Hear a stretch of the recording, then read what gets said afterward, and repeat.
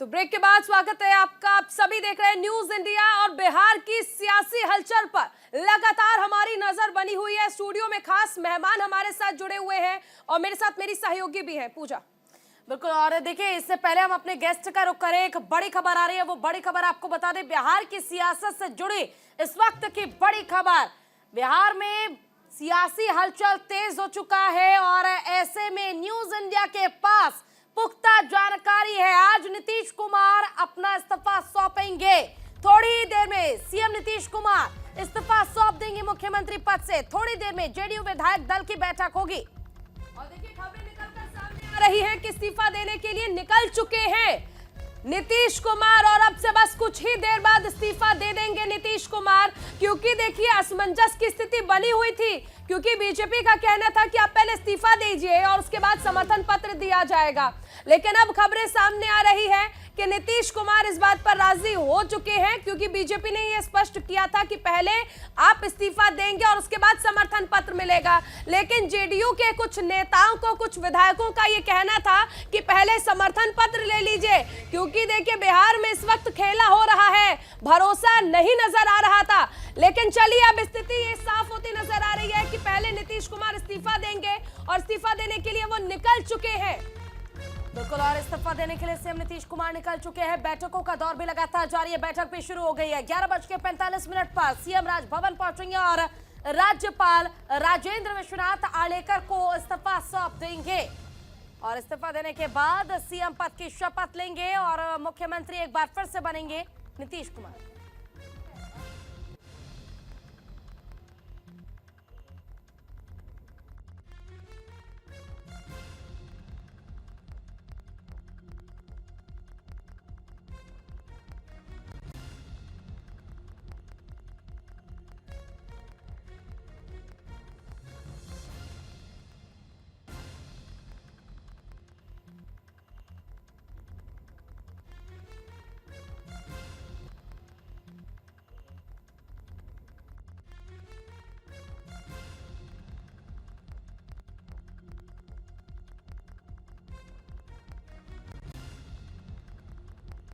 तैयार है और सुशील मोदी और रेणु देवी डिप्टी सीएम बनाए जा सकते हैं, या फिर यूं कहें कि इससे पहले भी जब बीजेपी के साथ थे नीतीश कुमार तो डिप्टी सीएम के तौर पर सुशील मोदी और रेणु देवी ही थी। लेकिन एक बार फिर से इन्हें डिप्टी सीएम के लिए चुना जाएगा और मुख्यमंत्री होंगे नीतीश कुमार। तो देखिए अब बिहार की सियासत जो है वो आगे बढ़ रही है और इस बीच ये भी खबरें हैं कि बीजेपी और जेडीयू में बैठकें चल रही हैं। दोनों पार्टियां बैठक कर रहे हैं, क्योंकि ये जो स्थिति बन रही है इसका अंदेशा पहले से ही लगाया जा रहा था।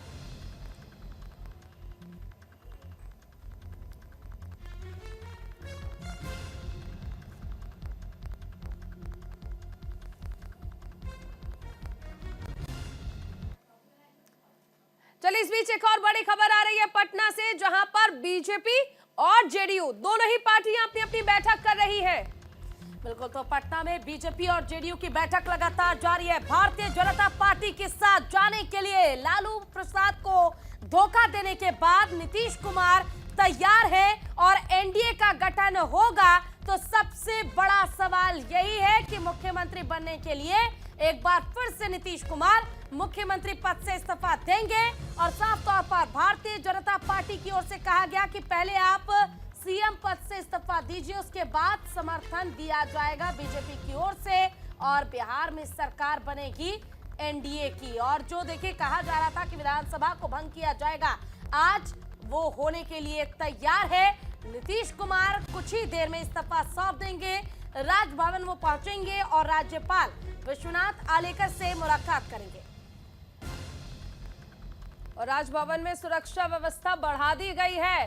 थोड़ी ही देर में नीतीश कुमार वहां पर पहुंचेंगे और फिर से मुख्यमंत्री बनने के लिए मुख्यमंत्री पद से इस्तीफा देने वाले हैं। स्थिति देखिए, विधान भवन की सुरक्षा बढ़ा दी गई है और आरजेडी की पूरी कोशिश ये है कि बहुमत साबित ना कर पाए नीतीश कुमार। लगातार सियासी हलचल जो है वो बढ़ती जा रही है। एक तरफ बीजेपी और दूसरी तरफ जेडीयू, दोनों ही पार्टियां बैठक भी कर रही हैं। आगे की रणनीति पर काम किया जा रहा है, लेकिन फॉर्मूला तय हो चुका है। सूत्र ये बता रहे हैं डिप्टी सीएम 2 बनाए जाएंगे, दोनों ही बीजेपी के होंगे। सुशील मोदी और रेणु देवी, जो कि पहले भी डिप्टी सीएम रहे हैं, एक बार फिर से डिप्टी सीएम के पद की तौर की शपथ लेने वाले हैं। फिलहाल देखिए, हर हलचल पर लगातार हमारी नजर बनी हुई है। सुरक्षा व्यवस्था बढ़ा दी गई है और आज का वो दिन जिसके लिए माना जा रहा है कि आज नीतीश कुमार एक बार फिर से इस्तीफा देने वाले हैं और 9वीं बार मुख्यमंत्री बनने के लिए शपथ लेंगे। स्टूडियो में हमारे साथ खास मेहमान बने हुए हैं, राजीव जी हमारे साथ बने हुए हैं और राजीव जी के साथ हमारे साथ ओमकारेश्वर पांडे जी जुड़े हैं, वरिष्ठ पत्रकार हैं, और इसी के साथ ब्रिजेश मिश्रा जी हमारे साथ जुड़े हुए हैं। ब्रिजेश जी, सबसे पहले ये जो स्थिति आप देख रहे हैं, हम इस पर समझेंगे, क्योंकि अब इस्तीफा देने के लिए निकल चुके हैं नीतीश कुमार।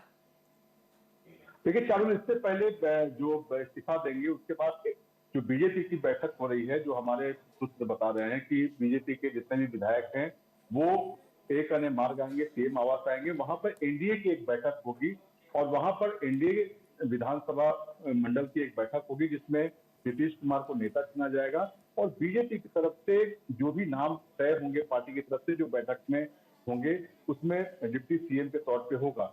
और जेपी नड्डा भी आज पटना पहुंच रहे हैं, तो जो हमारे सोर्सेज बता रहे हैं कि शाम में ही एक छोटा समारोह होगा राजभवन में और आज ही शपथ ग्रहण का कार्यक्रम होगा जिसमें चुनिंदा सीएम और डिप्टी सीएम जो है वो शपथ लेंगे और बाकी मंत्रियों को जब बंटवारा होगा और जो पहले से तय है कि कौन सा विभाग किस बीजेपी को जाना है और पहले की जो व्यवस्था है उसी को कायम की जाएगी। लेकिन सबसे बड़ी बात यह है कि एक तरीके से बीजेपी ने मास्टर स्ट्रोक खेला है। नीतीश कुमार सिर्फ नीतीश कुमार नहीं है और एक पार्टी के नेता नहीं है, तीसरे नंबर की पार्टी है बिहार में, लेकिन एक जो इंडिया गठबंधन बना था और नरेंद्र मोदी के खिलाफ एक जितने भी विपक्षी पार्टियां थी उसको एकजुट करने का जो मेन कदम उठाया था नीतीश कुमार ने उठाया था। पटना में पहली बैठक हुई, सारे नेता जुटे, उसके बाद बेंगलोर में आया, उसके बाद इंडिया नाम रखा गया, लेकिन इतने सारे पेश थे और नीतीश कुमार को ये उम्मीद थी कि जो इंडिया गठबंधन है या फिर जो भी विपक्षी पार्टियों की का जो गठबंधन है उनको कन्वीनर देगा और नरेंद्र मोदी के खिलाफ एक चेहरा विपक्ष के तौर पे सामने लाएगा।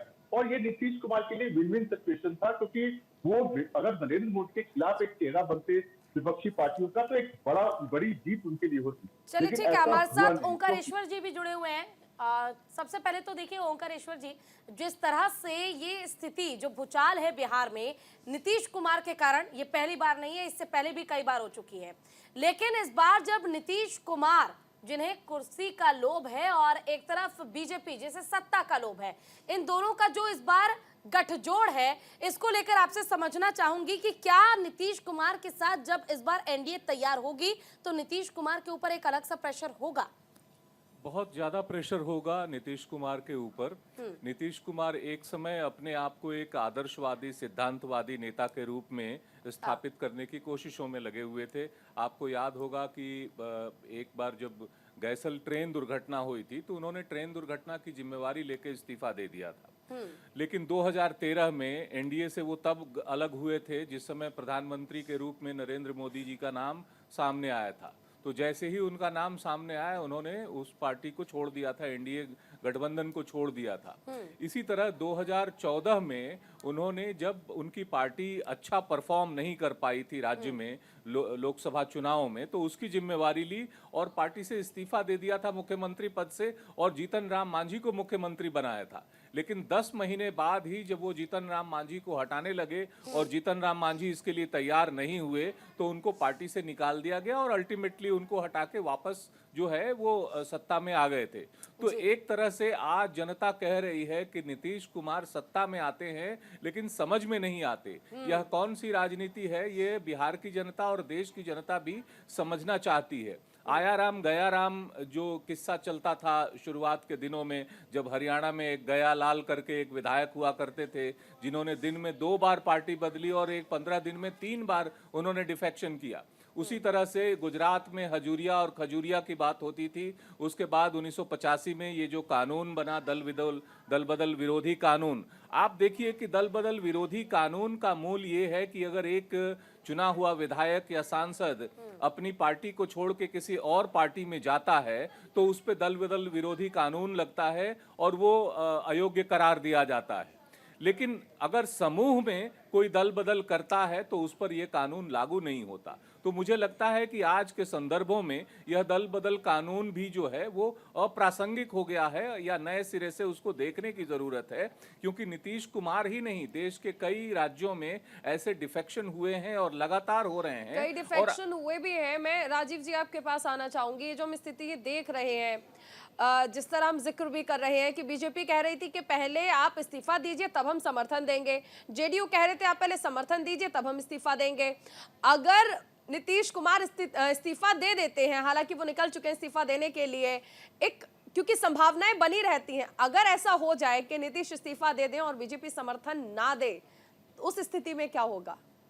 नहीं, जब पार्टी का राष्ट्रीय अध्यक्ष खुद पटना में जाकर मॉनिटर कर रहा है, आज जेपी नड्डा पटना पहुंच रहे हैं जी, तो ये चिराग सब पासवान भी साथ ये होंगे। सारा कुछ पहले से तय है। आपको याद होगा कि 5 दिन पहले नीतीश कुमार गवर्नर के साथ अबाउट 45 मिनट उन्होंने बातचीत की थी और उसका असर ये हुआ कि सब कुछ पहले से तय था। और ये जो बात आ रही कि पहले वो अपना लिस्ट भेज दें, वो एक सिस्टम का पार्ट है, क्योंकि राज्यपाल को ये सुनिश्चित होना होता है ऑन रिकॉर्ड कि कितने विधायकों का समर्थन है। तो ये बात अलग है कि ये सारी चीज़ें बाहर आ रही हैं, लेकिन ये सब कुछ पहले से तय है। वो लिस्ट भी उनको दे दिया गया है और आज इस्तीफा देने के बाद वो विधानमंडल बैठक करेंगे और उसके बाद यहाँ मेरा सवाल जेडीयू से तो है, जेडीयू नहीं कि बीजेपी अगर बैकआउट कर जाए तो क्या स्थिति बन नहीं, सकती है? इसलिए सब मैं यही कह रहा हूँ कि सारा कुछ पहले से तय है और तमाम चीज़ों की मॉनिटरिंग दिल्ली से की जा रही है। और जो कुछ बिहार में घटित रहा है ना, उन तमाम नाटक का रिहर्सल दिल्ली में हो चुका है।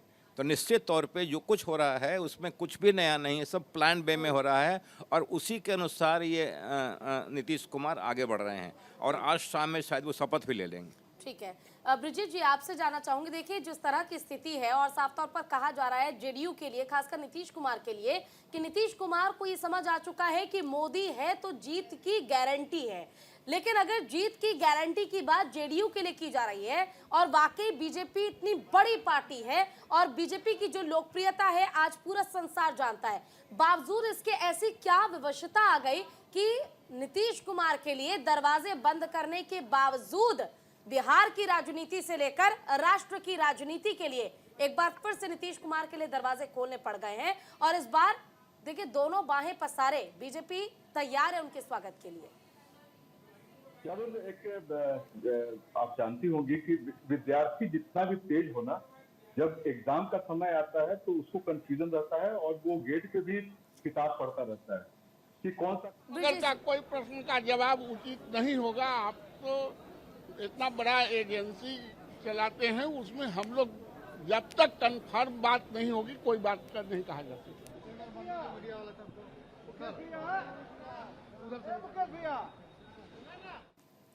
जी ब्रिजेश जी, बात पूरी कीजिए अपनी।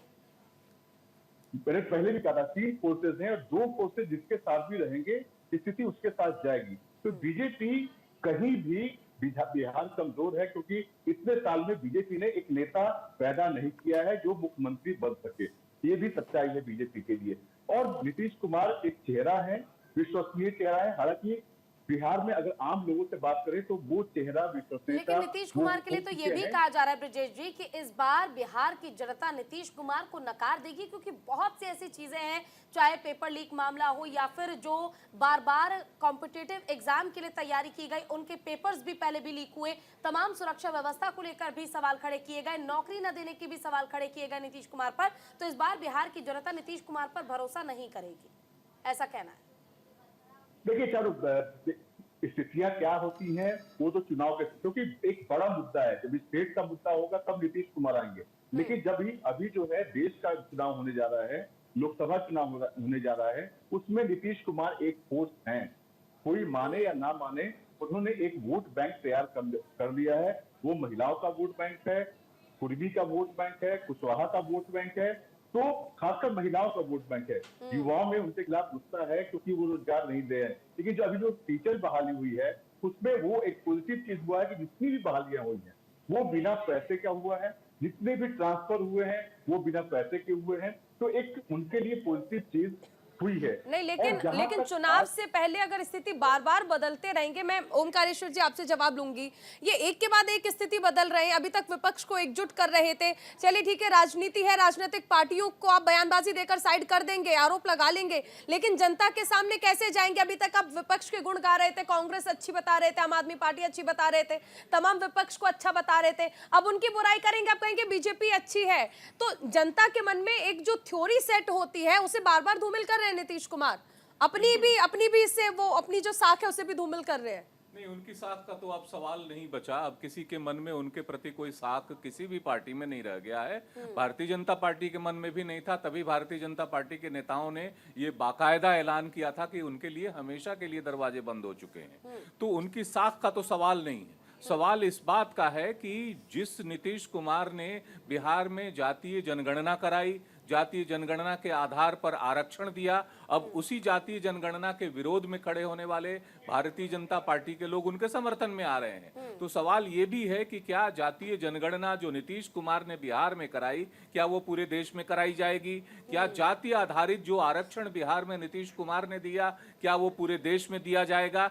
ऐसे विरोधाभासी कई सवाल हैं जिन सवालों पर जवाब देना बाकी है, और नीतीश कुमार इसको डिफेंड नहीं कर सकते, बता नहीं सकते। उसी तरह पिछड़ों की बात करने वाले नीतीश कुमार ने जीतन राम मांझी को जिस तरह से हटाया था और जिस तरह से अपमानित किया था, हाल के विधानसभा में उसमें सदन में उन्होंने जिस तरह से जीतन राम मांझी का कहा कि ये क्या था, ये कौन था, इसको मैंने बना दिया, और ये इस तरह से जीतन राम मांझी की बुरी तरह से उन्होंने अपमानित किया था। तो ये सारे सवाल हैं जो उठ के आएंगे। करप्शन के मुद्दे पर भी जो बिहार में पुलों का जिस तरह से गिरना हुआ है और उसके बाद भी कोई बड़ी कार्रवाई उन कंपनियों के खिलाफ नहीं हुई, या किसी अधिकारी या किसी ऐसे मंत्री के खिलाफ नहीं हुई, जिस पर लोग सवाल उठा रहे हैं कि नीतीश कुमार ने इसको क्यों दबाया, और उन्हीं कंपनियों को जिनके बनाने से पुल गिरा था उसको दोबारा काम दे दिया गया। एक सवाल मेरा राजीव जी आपसे है, अभी हाल ही में जिस तरह से भव्य आयोजन किया गया, रामलला की प्राण प्रतिष्ठा की गई, भव्य आयोजन, और बीजेपी का एजेंडा